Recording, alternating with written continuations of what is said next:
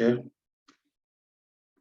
I welcome you to week 5 online facilitation of the course PHY 205.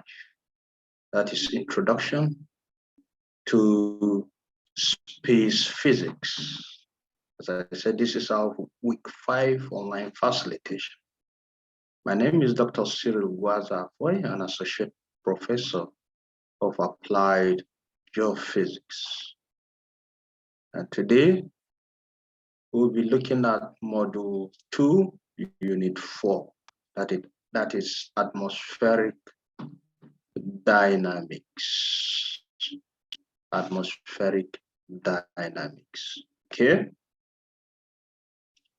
I want to believe that you had a very stress-free weekend. So, as a way of introduction, atmospheric dynamics deals in part with the flow of fluids and gases in the atmosphere as derived from the laws of motion, such as force is equals to product of mass and acceleration. We'll take that again. Atmospheric dynamics deals in part with the flow of fluids and gases in the atmosphere as derived from the laws of motion, such as force is equals to the product of mass and acceleration. Now, just to remind you, you will recall that we have 3 Newton's laws of motion.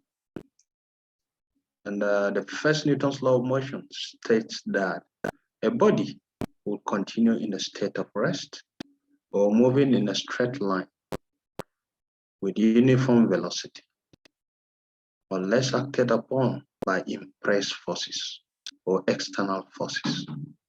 Okay, the first Newton's law of motion is also known as the law of inertia.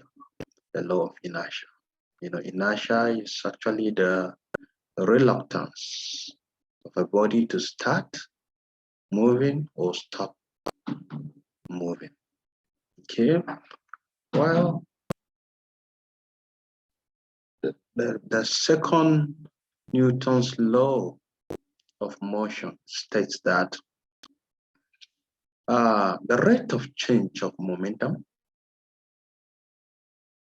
is directly proportional to the force applied, which takes place in the direction of the force.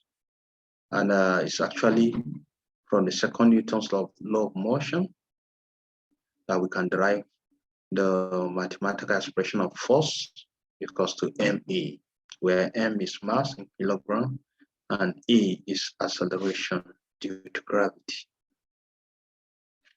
meter per second squared. Okay. The third Newton's law of motion, just trying to remind you, states that for every action, there is an equal but opposite reaction. For every action, there is an equal but opposite reaction. Now, atmospheric dynamics involves the study of observations and theories dealing with all motion systems of meteorological importance.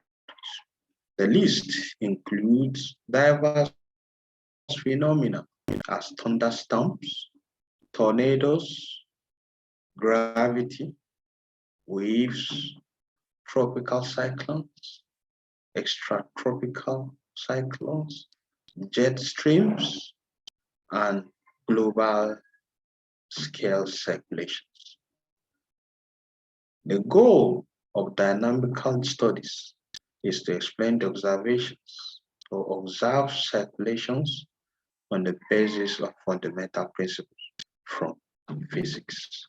So the objectives of this unit, at the end of this unit, we are expected to be able to know how clouds are formed, how clouds are formed. You should also be able to classify clouds based on atmospheric layers. And you should also be able to differentiate between thunderstorms and clouds.